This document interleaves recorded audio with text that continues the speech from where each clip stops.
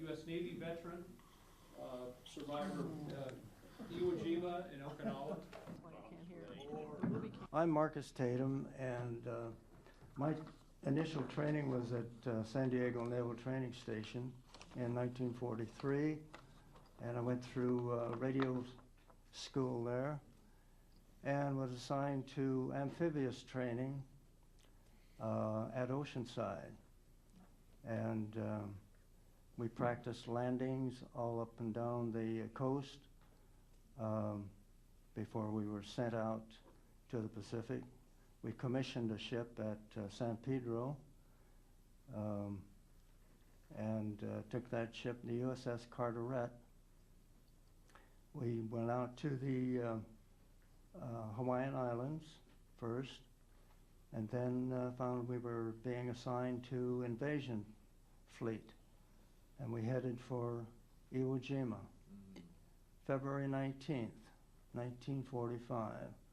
In fact, we got our first air raid when we were outside Saipan, refueling on the run, and we made it into Iwo Jima the night before the first landings took place.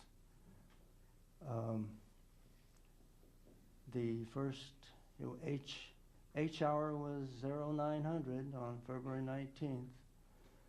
I didn't go in till the second or third day, but climbing down that mock-up, the net down the side of the ship, you wondered what the next step was going to be. But anyway, got down into the LCVP, that's the landing craft, and we headed for shore. There were 45 of us. It's an amphibious Navy beach battalion unit attached to amphibious unit. We were ship's company. I was a ship's company radioman while aboard ship, standing regular watches. Then when we headed for shore, the LCVPs would rendezvous first and then head for the shore. And that was a very choppy day in the ocean. And our coxswain on our LCVP couldn't quite make it into to the shore. He dropped the ramp offshore, and I waded about water up to my neck with my radio on my back. Well, we got ashore. First night, we tried to get a foxhole. There were 5 of us radiomen together, and we were digging in that volcanic sand, which kept falling in on our foxhole.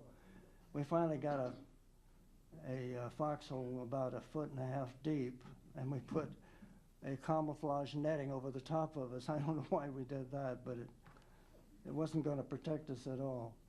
But anyway, but all night long, a Japanese soldier had infiltrated through the lines and came back about 100 yards back of us up on the hill. And he was hiding in a 50-gallon barrel, and then with his knee mortar, all night long, he was peppering us down on the beach with that knee mortar. And they couldn't catch him because he jumped back in the barrel. Of course, it was awfully dark, too, but he ruined one of the LSTs right on the beach in front of us. But I wondered where the next one was going to come. So, let's see, the third day, during the day, I saw the flag go up on Suribachi. In fact, there were 2 of them. And I hollered, "Look, look." And it was quite a sight. Wonderful. We knew that we were on our way to victory. So, and they had just taken the first airfield back of us. But I have something in common with a couple of celebrities. Lee Marvin, probably most of you know, he landed on Red Beach too also. And Captain Kangaroo, he was Lee Marvin's sergeant, and he was directing them all on the Marines to coming on shore.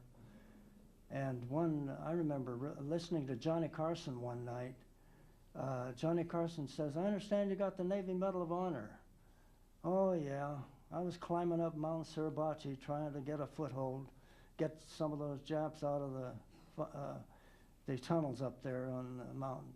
We called it Hot Rocks. And anyway, he got shot in the buttocks. But he says the real guys that really deserved the medal was the ones that had to bring me back down. But anyway, that was quite a sight. And then Captain Kangaroo, he was one of the, he said he was the guy that really deserved the medal, directing us Marines ashore. But anyway, that was quite a battle. And I guess that's about. I was also on Okinawa, landed on Okinawa, and saw my first kamikaze. A Jap Zero on that airplane coming around a knoll. It's quite a sight.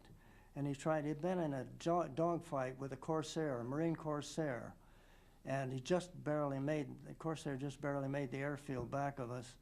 But here comes that limping around that knoll was this Jap Zero. And he tried to hit one of the LSTs on shore, but all the batteries opened up on him. I've never seen such a stream of gunfire in my life. Anyway, he just missed the LST and crashed into the ocean. But anyway, that's some of my experiences. Thank you.